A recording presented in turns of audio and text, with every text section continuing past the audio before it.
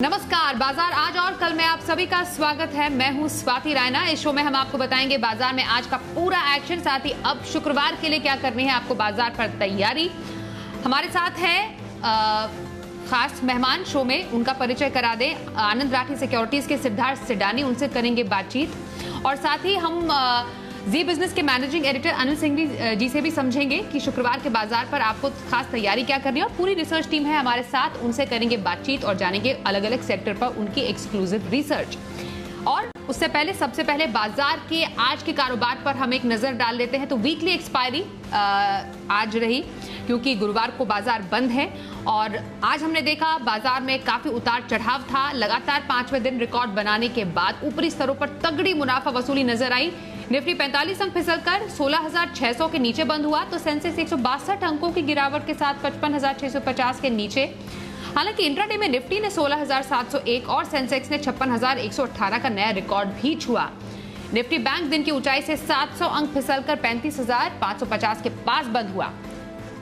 और गुरुवार को मुहर्रम के चलते भारतीय बाजार बंद रहेंगे, जैसा हमने आपको पहले बताया। एफआईआई और डीआईएस की तरफ से क्या संकेत मिल रहे हैं, समझते हैं। एफआईआई यानी विदेशी संस्थागत निवेशकों ने कैश मार्केट में 595 करोड़ रुपए की बिकवाली की है, तो डीआईआईज यानी घरेलू संस्थागत निवेशकों ने 729 करोड़ रुपए की बिकवाली की है।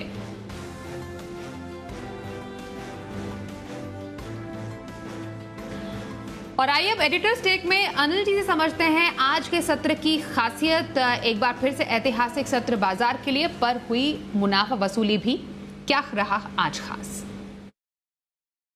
भारतीय बाजारों के लिए आज फिर से एक ऐतिहासिक ट्रेडिंग सेशन देखने को मिला। जी हां, आज लगातार 5वें दिन भारतीय बाजारों ने रिकॉर्ड बनाए, और रिकॉर्ड भी ऐसे वैसे नहीं, बेहद दमदार और बड़े वाले। 16,701 पहली बार 16,700 के पार निफ्टी निकलता हुआ दिखा या पहुंचता हुआ दिखा। 16,701 अब इतिहास में दर्ज हो चुका है नए आंकड़े के तौर पर इंट्राडे में। उसके अलावा सेंसेक्स पहली बार 56,000 के पार निकला, 56,118। ये है अब सेंसेक्स का लाइफ टाइम हाई लेवल। तो आज दोनों ही सेंसेक्स और निफ्टी ने लाइफ टाइम हाई बनाए, लेकिन हाँ, उसके बाद प्रॉफिट बुकिंग जरूर आती दिखी। तो उसके बाद दिग्गजों में बिकवाली हुई, 16,600 के नीचे भी निफ्टी आया। आखिरी मिनटों में हल्की फुल्की रिकवरी के साथ फिर भी 16,550 के ऊपर बंद होने में कामयाब रहा। तो ऐसी कोई खराब क्लोजिंग नहीं हुई, निफ्टी में अच्छी थी। हाँ, बैंक निफ्टी जरूर आज बड़े लंबे समय बाद, कम से कम 2 हफ्तों के बाद 35,800 के नीचे बंद हुआ। तो बैंक निफ्टी ने थोड़े खतरे के संकेत दिए। 35,800 की क्लोजिंग आज उसके नीचे जो होती दिखी। ब्रॉडर मार्केट में मिला जुला कारोबार था। मिड कैप शेयरों ने आज दम दिखाने की कोशिश की, और इंटरेस्टिंगली मिड कैप इंडेक्स हल्का ही सही हरे निशान में बंद होने को में कामयाब रहा। जहां निफ्टी, बैंक निफ्टी, सेंसेक्स सारे कमजोर थे, और बैंक निफ्टी तो 1% कमजोर था। उस वक्त भी अगर मिड कैप इंडेक्स अपना करेक्शन पूरा कर थोड़ा ऊपर दिखाने की, ऊपर बंद होने की कोशिश करता हुआ दिखा, तो ये एक अच्छा संकेत है। तो लगातार 5 दिन हमने रिकॉर्ड बनाए, तो प्रॉफिट बुकिंग आना लाजमी था। और इस प्रॉफिट बुकिंग के पीछे की वजह ये, वायदा कारोबार में आज हफ्ते की एक्सपायरी थी, थोड़े ओवरबॉट भी हो गए थे बाजार। आज गैप से खुलने के बाद शॉर्ट कवरिंग भी हो गई, तो वहां से प्रॉफिट बुकिंग आती दिखी। ऊपर में थोड़े डाउ फ्यूचर्स भी हल्के से सुस्त थे। कल अमेरिका में हल्की फुल्की कमजोरी रही, लेकिन ओवरऑल अगर आप देखें तो लगातार रिकॉर्ड बनने के बाद थोड़ी बहुत प्रॉफिट बुकिंग, इससे ज्यादा कुछ नहीं। तो ओवरऑल निफ्टी में मूड माहौल ठीक है, बैंक निफ्टी में थोड़ा कमजोर। Mid cap small cap share संभलने की कोशिश करते हुए, ये है आज के पूरे ट्रेडिंग सेशन का सार। चलिए अब आज के खास गेस्ट सिद्धार्थ सिडानी का रुख कर लेते हैं। सिद्धार्थ जी, अब 5वें दिन लगातार बाजार का शानदार प्रदर्शन, हालांकि मुनाफा वसूली भी देखने को मिली। अनिल जी ने समझाया भी उसके क्या कारण थे। क्या एक्सपेक्ट किया जाए आने वाले दिनों में, बाजार की चाल कैसे रहने की हम संभावना कर सकते हैं? साथ ही अब शुक्रवार के लिए इंट्राडे पे कौन से आप सजेस्ट करेंगे, और पोजिशनल व्यू भी आपसे समझना चाहेंगे जहां पर हफ्ते भर का नजरिया रखा जा सके। देखिए, मार्केट की अगर बात करें परिस्थितियों की, तो इंडेक्स लगातार ऑल टाइम हाई बनाया जा रहा है, और मैं मानता हूं कि लार्ज कैप पे बहुत अच्छा मजबूती रह सकती है, specially on the IT front. अगर टेक्नोलॉजी की बात करूं तो यहाँ पे भी बहुत मजबूती है। मिड कैप में बहुत चुनिंदा होने की जरूरत है, क्योंकि अभी कोई भी मिड कैप नहीं चलेगा, चुनिंदा होने की जरूरत है। और ये चुनिंदा होने में स्टॉक्स स्पेसिफिक अगर आप करें, तो मैं मानता हूं कि बाजार मिड कैप में भी बहुत अच्छा रिटर्न बन सकता है। ओवरऑल पर्सपेक्टिव से बाजार मजबूत है, बट कॉशन के साथ ट्रेड करें, क्योंकि विश्व भर में अगर बात करें तो कुछ ना कुछ जियोपॉलिटिकल टेंशंस भी जो सुनाई दे रही है अफगानिस्तान के बाद, तो ये एक हो सकता है। साथ ही साथ अगर देखें तो यहाँ पे मॉनसून जोरदार है, और अगर देखा जाए तो अर्निंग सीजन भी दमदार आ सकते हैं। तो ये साल में 25% का अर्निंग ग्रोथ उम्मीद लगा रहे हैं। तो ओवरऑल पर्सपेक्टिव से बाजार में हम पॉजिटिव है, पर आपको कॉशियस रहने की जरूरत है। अच्छे स्टॉक्स पे ट्रेड करें। दूसरी बात, अगर मैं कल के लिए स्टॉक की बात करूं, जो है जैसे आपने कहा, तो कल के लिए स्टॉक एक कंजम्पशन बेस्ड कंपनी को मैं चुनना चाहूंगा, और ये कंजम्पशन बेस्ड कंपनी होगी बाटा। बाटा इंडिया में खरीदारी की राय है। स्टॉप लॉस होगा आपका 1745 का और टारगेट होगा 1800 रुपीज का। अभी जो भाव चल रहा है 1760 के करीब है। बाटा पे खरीदारी की राय है। मैं मानता हूं कि कंजम्पशन नेम पे अव्वल नंबर की कैटेगरी की कंपनी बाटा इंडिया। ओके, तो इंट्राडे में खरीदारी बाटा इंडिया में सुझाव दे रहे हैं सिद्धार्थ सिडानी, और साथ ही हफ्ते भर का नजर पोजिशनल व्यू कौन से स्टॉक में रखा जा सकता है? देखिए, पोजिशनल साइड पे अगर देखा जाए तो मुझे केमिकल स्पेस में बहुत अच्छा रुझान दिख रहा है, और केमिकल में तो हम हमेशा से कोई ऐसा स्टॉक छोड़ा नहीं जो नहीं लाए हैं, और सारे स्टॉक्स में परफॉर्मेंस आया है। ये केमिकल स्पेस की कंपनियों के गुजरात फ्लोरोकेमिकल पे खरीदारी की राय है। रेफ्रिजरेंट्स बनाती है। अब एक नई केमिकल के लिए इन्होंने फाइलिंग की है, वो है लिथियम हेक्साफ्लोरोफॉस्फेट।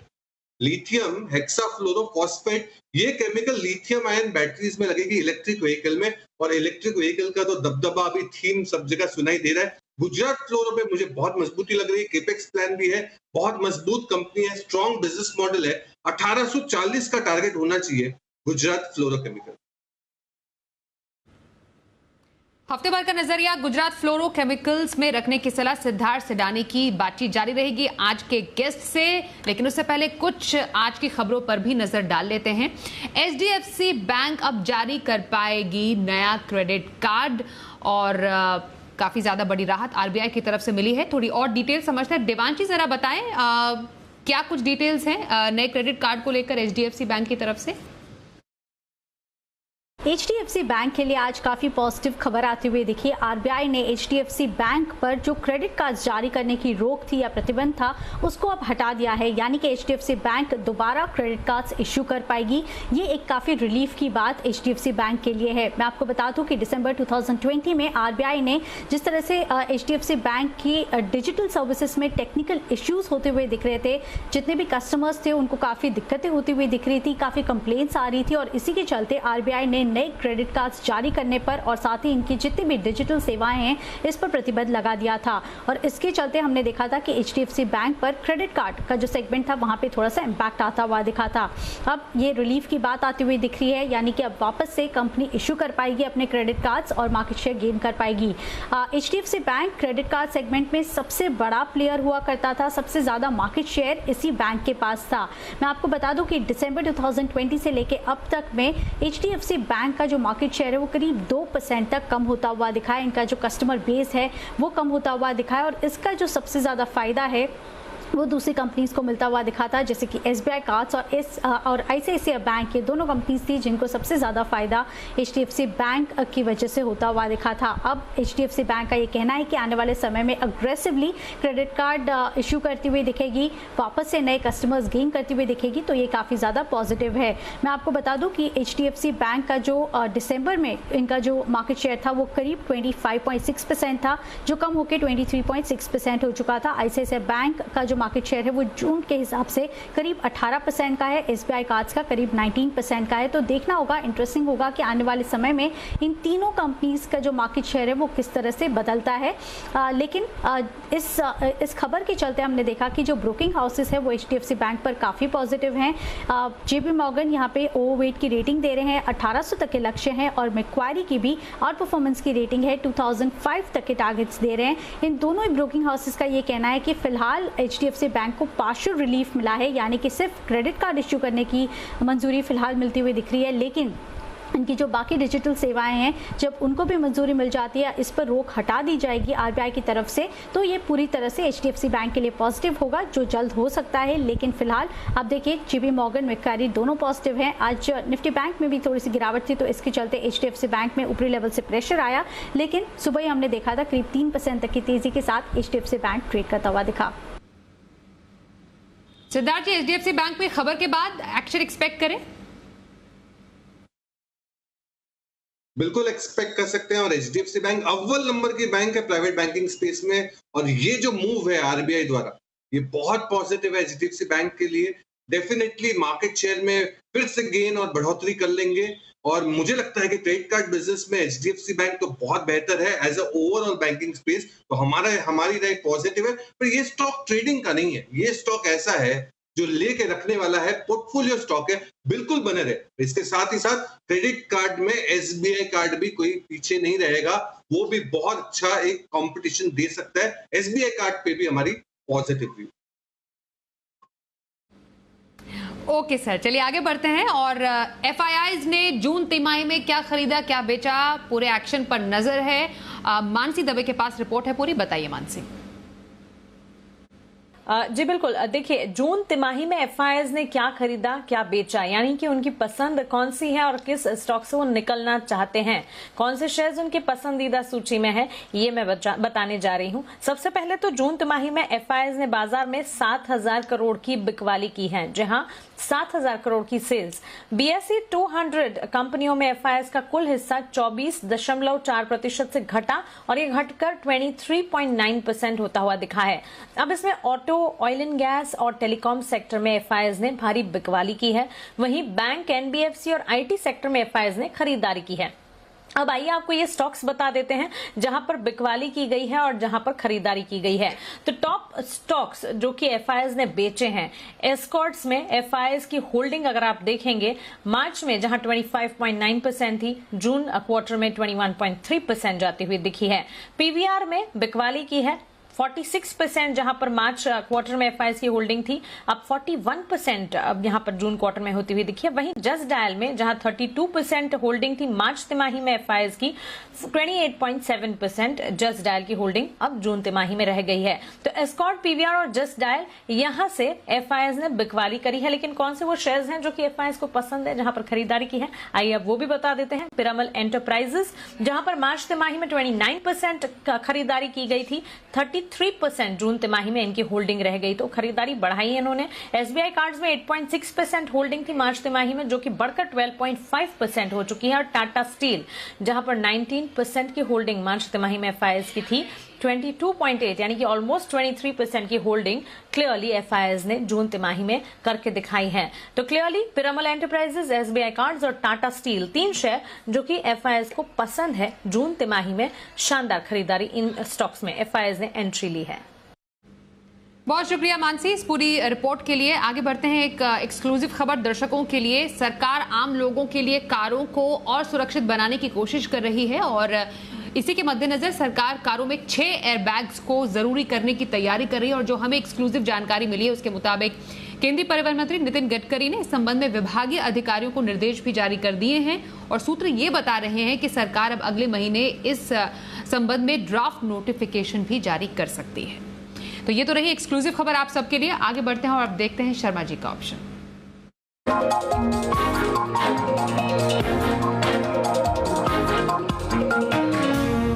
सिक्योरिटीज के वीके शर्मा से करते हैं बात। सर बहुत स्वागत है आपका, बताइए अब शुक्रवार के लिए ऑप्शन स्ट्रेटजी कहां रखी जाए?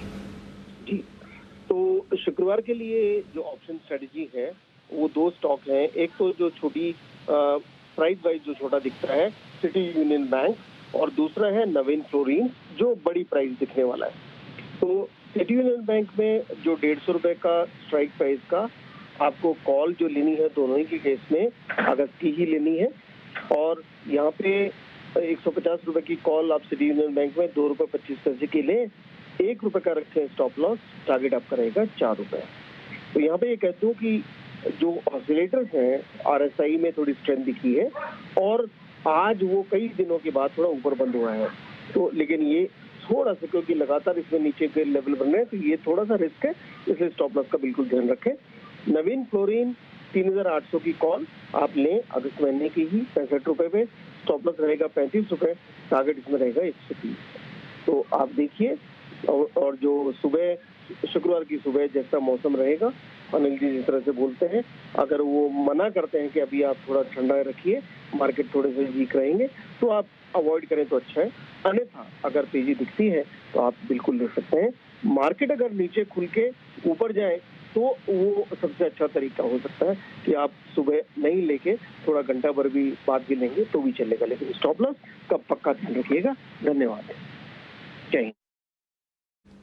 बहुत शुक्रिया शर्मा जी, ऑप्शन की स्ट्रैटेजी आपने बताई। एक दिन की छुट्टी के बाद जब भारतीय बाजार शुक्रवार को खुलेंगे तो दो चीजें होंगी आपके सामने। पहला तो ये कि 2 दिनों के विदेशी बाजारों के संकेतों को आपको डील करना है। दूसरा, अब जो सीरीज शुरू होगी वो वीकली, वही मंथली भी है, यानी कि अगस्त सीरीज की महीने की एक्सपायरी, उस लिहाज से डेटा ढेर सारे होंगे आपके लिए। तो ये 2 चीजें हैं जिन पर आपको फोकस करना है। आज के डेटा देखते हैं कि एक्सपायरी के दिन के पोजीशन कम होने के बाद पुट कॉल रेशियो कितना कंफर्टेबल होता है, पहला, और दूसरा एफआईज और घरेलू फंड्स के डेटा किस तरह के नजर आते हैं। लेकिन जहां तक इंडेक्स का सवाल है, निफ्टी अपने सपोर्ट जोन के आसपास है। निफ्टी पर तुरंत सपोर्ट जोन जो है अब 16,475, 16,525 का है, और ऊपरी स्तर पर 16,650, 16,700 बड़ी रुकावट का लेवल, अगर हम 16,600 को पार करके टिके तो परसों के सेशन में। बैंक निफ्टी ने 35,800 के नीचे की क्लोजिंग दी, मामला थोड़ा सीरियस है। ऊपर में अब 35,800 से 36,000 ये रुकावट का काम करेगा, सप्लाई आती दिखेगी, और लोअर लेवल्स पर 35,000, 35,200 अगला सपोर्ट है जहां तक बैंक निफ्टी की जाने की कोशिश हो सकती है। तो इन लेवल्स पर नजर रखना है। मिड कैप स्मॉल कैप शेयरों ने थोड़ी ताकत दिखाने की कोशिश की, ये देखना होगा कि वाकई में हफ्ते के आखिरी दिन परसों ये मजबूती के साथ बंद हो पाते हैं, नहीं तो फिर एक दिन की मजबूती का फायदा उठाकर पोजीशन हल्की भी हो सकती है। तो mid cap small cap index का एक्शन इंटरेस्टिंग होगा। निफ्टी अभी भी कमजोर नहीं हुआ है, बैंक निफ्टी ने कमजोरी का पहला संकेत दे दिया। Mid cap small cap share जो कमजोर थे, पहला मजबूती का, हल्की रिकवरी का संकेत दे रहे। तो बड़े मिक्स संकेत हैं ढेर सारे बाजारों के लिए, और उस लिहाज से हफ्ते के आखिरी दिन शुक्रवार को सेशन बेहद अहमियत वाला रहेगा, बेहद इंटरेस्टिंग रहेगा, और जुड़ेगा हमारे साथ जी बिजनेस पर। तो शुक्रवार के बाजार पर अपने समझी क्या तैयारी आपको रखनी है। सिद्धार्थ जी आपके पास आ रहे हैं, लॉन्ग टर्म पिक कौन सी आप देने वाले हैं? बिल्कुल, मिड कैप का जैसा रुझान है, ये देखते हुए लोग थोड़े से सुस्त पड़ गए। तो लोग अगर सुस्त पड़ गए हैं, दर्शक अगर सुस्त पड़ गए हैं, तो एनर्जी देने की बहुत जरूरत है। और लॉन्ग टर्म लिहाज से जो स्टॉक है वो इंडियन एनर्जी एक्सचेंज है। जी हाँ, इंडियन एनर्जी एक्सचेंज, ये एक सबसे बड़ा भारत का एनर्जी एक्सचेंज है। करीबन 95% का मार्केट शेयर। भारत में आज ढूंढने जाओ तो मोनोपोली बिजनेस मिलता ही नहीं है। ये one of the monopoly business है इंडियन एनर्जी एक्सचेंज। लार्जेस्ट और सबसे बड़े एक्सचेंज, 50 के करीब डिस्ट्रीब्यूशन कंपनीज है, करीबन 50 के करीब पावर जनरेशन कंपनीज, 500 के करीब डिस्ट्रीब्यूशन कंपनीज है। स्ट्रॉन्ग मार्जिन है, स्ट्रॉन्ग रिटर्न रेशियोज करीबन 60% के करीब है। इंडियन एनर्जी एक्सचेंज बहुत ही बेहतरीन company, strong fundamentals, strong management. Target होगा 525 रुपए। ओके, तो IEX में लॉन्ग टर्म खरीदारी करने की सलाह सिद्धार्थ सेडानी की। आइए अब शुक्रवार के लिए ऑप्शन स्ट्रैटेजी जानते हैं। चंदन तापड़िया हमारे साथ हैं, उनसे करते हैं बातचीत मोतीलाल ओसवाल से। चंदन जी बहुत स्वागत है। कहां पर स्ट्रैटेजी बना ऑप्शन की शुक्रवार के लिए? जी बहुत बहुत धन्यवाद। देखें, निफ्टी लगातार पिछले 5 दिनों से नए हाई के कीर्तिमान बना रहा है, बट बैंक निफ्टी थोड़ा सा डल हुआ और निफ्टी में थोड़ी मुनाफा वसूली हुई, बट ओवरऑल बायस पॉजिटिव है। और हमारा मानना है कि सेलेक्टिव कंजम्पशन, सीमेंट और हेवीवेट्स काउंटर में मोमेंटम लगातार जारी रहेगा। तो यहाँ पे हम 2 आइडियाज दे रहे हैं। पहला रहेगा बाटा इंडिया। देखिए, इस स्टॉक ने पिछले कुछ दिनों का कंसोलिडेशन ब्रेकआउट दिया है, वॉल्यूम्स और ओपन इंटरेस्ट एक्टिविटी देखने को मिल रही है, और जो प्राइस सेटअप है वो कहीं ना कहीं सजेस्ट कर रहे हैं कि 1800 और 1850 तक के अपसाइड बाटा इंडिया में देखने को मिलेंगे। तो इसके लिए 1760 का अगस्त महीने का कॉल लेने की सलाह रहेगी। जो 35 के आसपास बंद हुआ, 25 रुपए का स्टॉप लॉस लगाना पड़ेगा, और हमारा मानना है कि ये कॉल लगभग 55 रुपए तक का टारगेट छूता हुआ नजर आएगा। वहीं दूसरी तरफ आप देखोगे तो सीमेंट काउंटर्स में बाइंग इंटरेस्ट देखने को मिला था। सीमेंट में आज एक अच्छा मोमेंटम बना था और सब काउंटर्स में डिलीवरी वॉल्यूम्स मार्क हुए, चाहे एसीसा की बात करें या अंबुजा की बात करें। और हमारा मानना है कि एसीसी सीमेंट यहाँ पे लगभग 2450 तक का टारगेट छूता हुआ नजर आएगा। तो 2360 की कॉल लेने की सलाह रखेंगे। जो 38 के आसपास बंद हुआ, 25 रुपए का स्टॉप लॉस लगाइए और यहाँ पे आपको 60 से 62 रुपए तक के टारगेट मिलने चाहिए। बहुत शुक्रिया चंदन जी, सोमवार के लिए ऑप्शन स्ट्रैटेजी बताई आपने। सिद्धार्थ जी, आपका भी बहुत शुक्रिया शो में शामिल होने के लिए। आज के शो में बस इतना ही।